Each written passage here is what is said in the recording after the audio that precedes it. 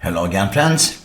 What we got here today, it's a small Allen&Heat mixer. This particular one, it's ZED10 a really nice mixer for home recording, and not only, also for live performance. It features 4 inputs, 4 microphones. 2 can be used like line, these 2 ones, and the other 2 like guitar with high impedance input. We have some problems here. One of these gain potentiometers, it's broke. There is no signal on the headphones. The headphones output is dead, and the VEeMeter it's also dead. Even if everything else is working, the effect is working as it should. Nothing to do but to try to open it up. Let's push the power.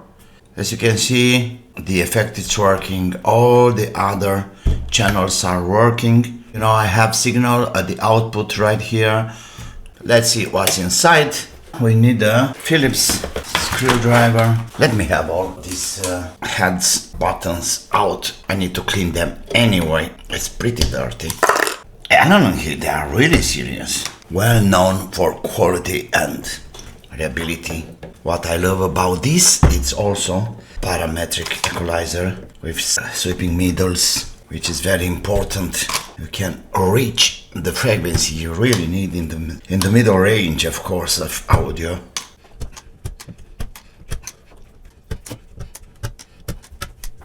Let's take out the screws. For this kind of mixer, the face will go up, so we got nothing to do with the bottom of the mixer. These are hex.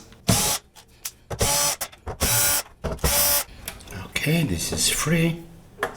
You see, I bought this second hand.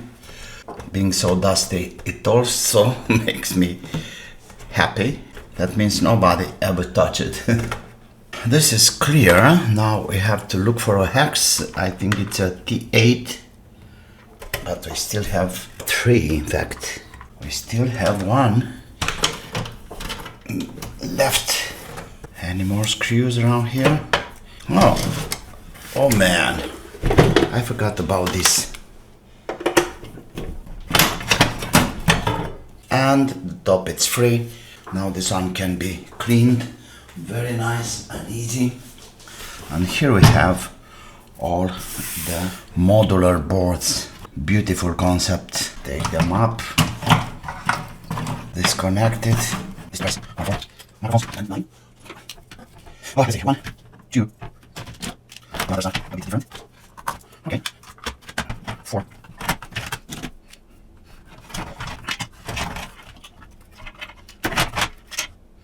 Way of the things. Okay, you forgot. No.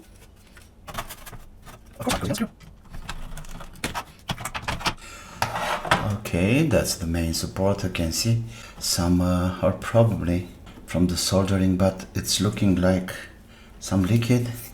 This is the VEeMeter ensemble, and here we have the headphones. I was really hoping for some big. Yeah, I think I'm gonna use the same trick with the big. We have something like this. Attempt push it down there. Repair. Oh man, that sucks. Someone tried to fix it. Brought the signal there. It's double-sided PCB, so makes the things kind of difficult, but we'll have a trick.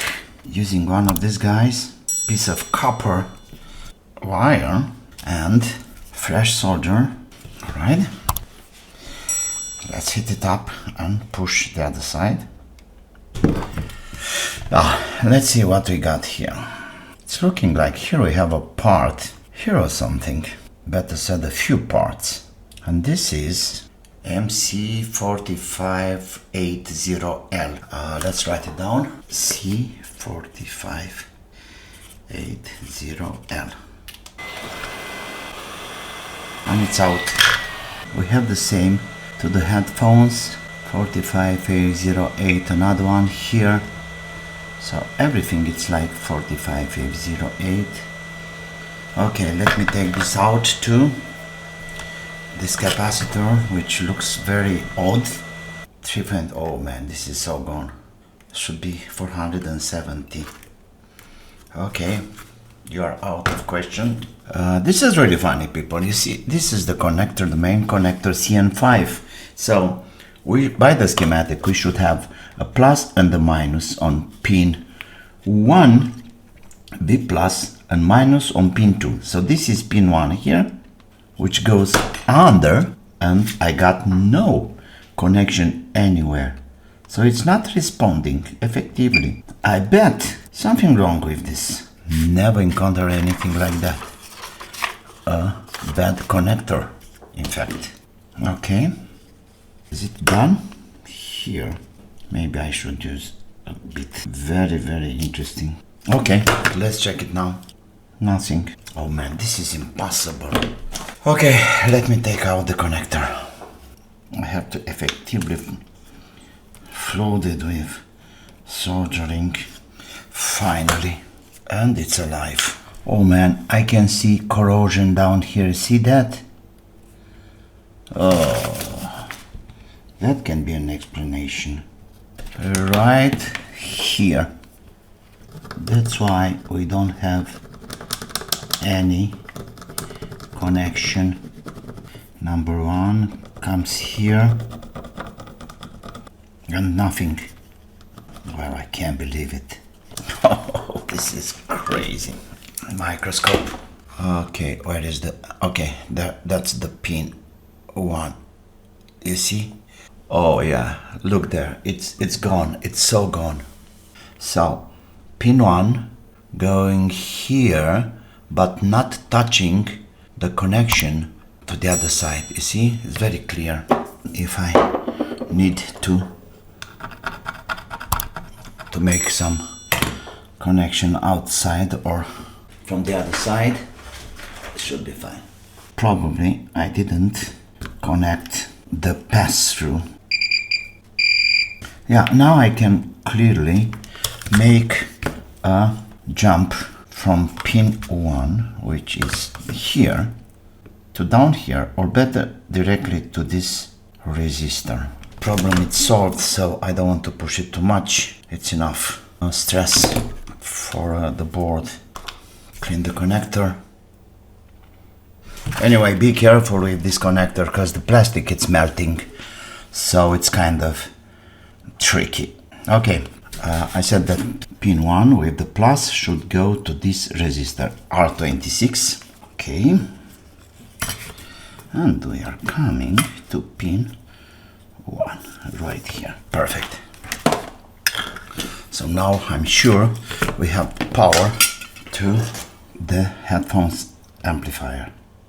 I can use my power supply, differential power supply, to have a test. Look at this guy. Okay, white and green, that's the middle. 14.4, that should be enough. Perfect. This is plus, and let's do this. Let me hook my headphones. I have signal. Beautiful. Here is the input. Perfect. There I have my CD player, and I'll use that for signal. And this is the signal. Power on.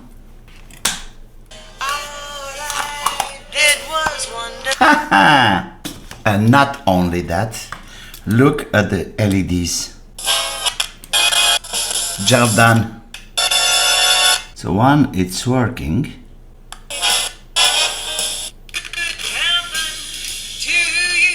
Okay, so this is part 1 about fixing my Allen&Heat ZED10 FX mixer. What I have done, I restored the power to the headphones amplifier.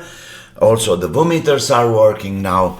Then we have to deal with the operational leading to the XLR outputs. That's for the next episode anyway. So thanks for now. Don't forget to subscribe. Please like my channel. I'm waiting your comments too. Thanks to my sponsors. Love you guys, and I'll be back with news. In the meantime, don't forget, have fun. See you. Bye bye.